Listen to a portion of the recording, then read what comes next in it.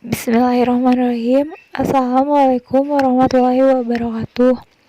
Perkenalkan, nama saya Leni Nurdiani, NPM 101119172, Prodi Manajemen kelas B. Saya mahasiswa Universitas Teknologi Digital. Saya akan menjelaskan materi pendidikan agama Islam dari pertemuan pertama sampai pertemuan ke-6. Untuk pertemuan pertama, kita akan mengenal Marifatul Insan. Marifatul Insan ini dua kata, yaitu marifat dan insan. Marifat berarti mengenal, sedangkan insan berarti manusia atau diri sendiri.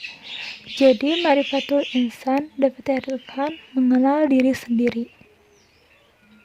Dalam Marifatul Insan ada beberapa materi atau yang harus kita ketahui. Yang pertama yaitu tarifat insan. Definisi manusia itu sendiri bisa dipahami secara bahasa bahwa manusia berasal kata manu atau Sanskerta, mens Latin, yang berarti berpikir, berakal budi atau makhluk yang berakal budi, mampu menguasai makhluk lain. Secara istilah, manusia dapat diartikan sebuah konsep atau sebuah fakta, sebuah gagasan atau realitas, sebuah kelompok genus atau seorang individu. Dalam tarifat insan, ada beberapa hal yang termasuk ke dalam tarifat insan. Pertama ada asal penciptaan manusia, yang kedua unsur manusia, 3 amanah manusia, dan keempat balasan. Yang pertama, asal penciptaan manusia. Asal penciptaan manusia itu susun dari unsur bumi dan unsur langit. Yang dimaksud dengan unsur bumi tersebut yaitu tanah, di mana manusia itu diciptakan dari tanah, dan sedangkan untuk unsur langit yaitu ruh, di mana Allah meniupkan ruhnya kepada jasad fisik yang telah diciptakan dari unsur bumi tersebut. Yang kedua ada unsur manusia. Dalam unsur manusia itu terdapat 3 hal. Yang pertama kalbi, kedua akal, 3 jasad. Yang selanjutnya ketiga itu amanah manusia. Secara syar'i, amanah bermakna menunaikan apa yang telah dititipkan atau dipercayakan. Hal ini telah terkandung dalam firman Allah Subhanahu wa Ta'ala. Sesungguhnya Allah memerintahkan kalian untuk menunaikan amanah-amanah kepada pemiliknya. Dan apabila kalian menetapkan hukum di antara manusia, hendaklah kalian menetapkan hukum dengan adil. Quran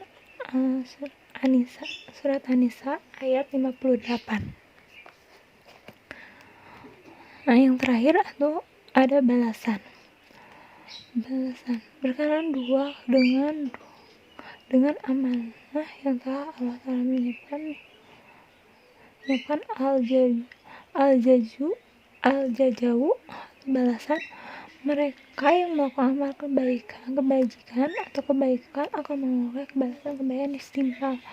Bahkan pahala yang akan terima itu lebih dari apa yang telah dikerjakannya. Sedangkan apabila seseorang itu tidak mengamalkan amanahnya, maka Allah akan memberikan azabnya. Materi kedua yaitu hakikatul insan atau hakikat manusia.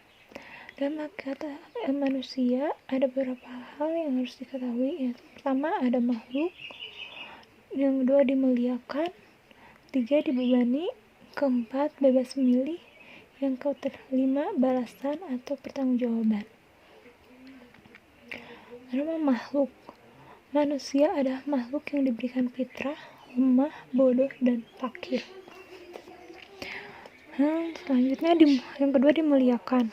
Manusia satu-satunya makhluk yang dimuliakan oleh Allah Subhanahu wa Ta'ala dengan ditiupkannya ruh, diberikan keistimewaan, dan ditundukkannya alam kepadanya.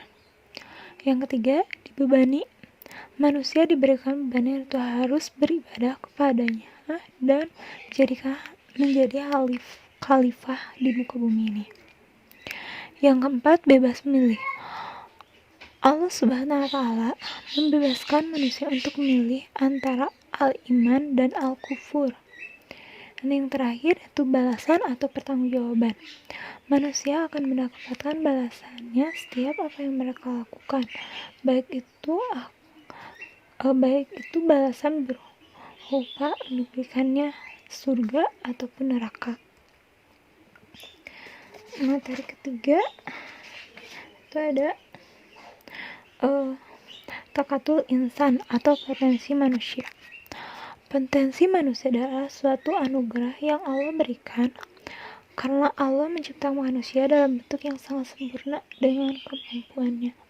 Maka dari itulah Allah membekali manusia dengan segenap potensi yang ada dalam dirinya. Potensi itu meliputi potensi jasmani atau fisik, rohani atau spiritual, dan akal min.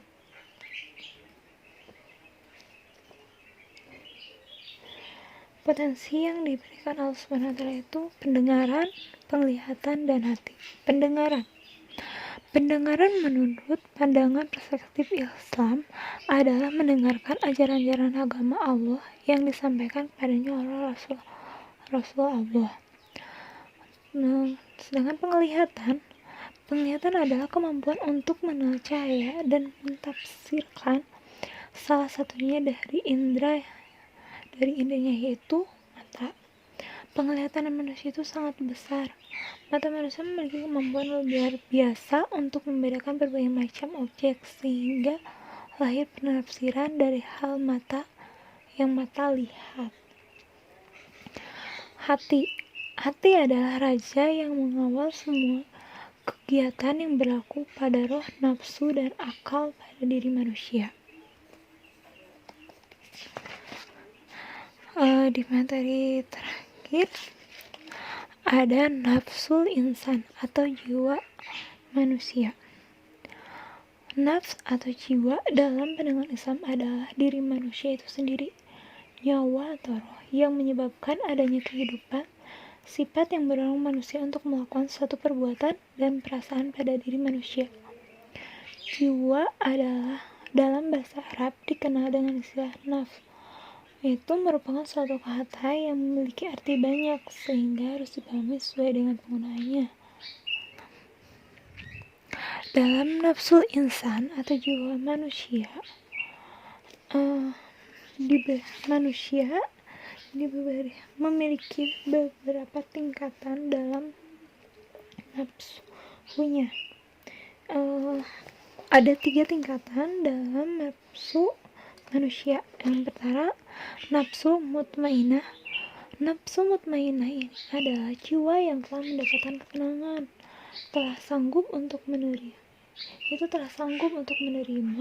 cahaya kebenaran Sang Ilahi, juga jiwa yang telah mampu menolak menikmati kemewahan dunia dan tidak bisa dipengaruhi oleh hal tersebut.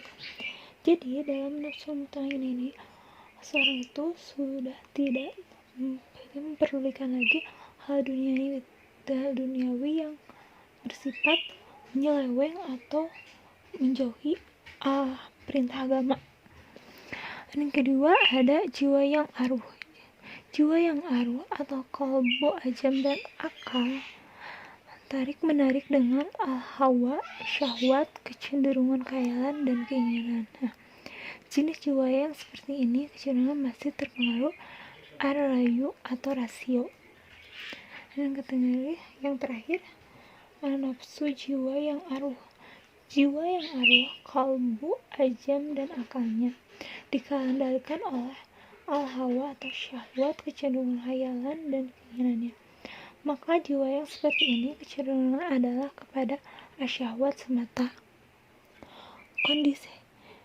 Kondisi jiwa yang memiliki kecenderungan yang kuat pada syahwat ini disebut al-nafsu amaratu bisyu'i, jiwa yang memerintahkan kepada kejelekan. Sekian materi yang dapat saya sampaikan dari hasil yang saya pahami selama pembelajaran ini. Sekian yang dapat saya sampaikan. Wabillahi taufiq wal hidayah. Wassalamualaikum warahmatullahi wabarakatuh.